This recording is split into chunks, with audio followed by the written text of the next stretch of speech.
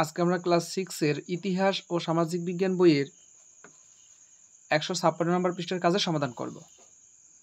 তো দেখো এখানে বলা হয়েছে, যে সম্পদ কোনো মানুষ তৈরি করে না বরং সরাসরি প্রকৃতি থেকে পাওয়া যায় তাকে প্রাকৃতিক সম্পদ বলে, যেমন পানি, বাতাস, সূর্যের আলো, তামা, লোহা প্রভৃতি। আচ্ছা, তোমরা কি আরও কিছু প্রাকৃতিক সম্পদের নাম বলতে পারো? তখন সবাই চারপাশে ছড়িয়ে ছিটিয়ে থাকা বিভিন্ন প্রাকৃতিক সম্পদের উদাহরণ খুঁজে বের করলো। চলো আমরাও ওদের মতো করে চারপাশে ছড়িয়ে ছিটিয়ে থাকা প্রাকৃতিক সম্পদের উদাহরণ খুঁজে বের করি এবং নিচের ছকটি পূরণ করি। তো এখানে প্রাকৃতিক সম্পদের নাম লিখতে হবে, এখানে কোথায় পাওয়া যায় তাই লিখতে হবে।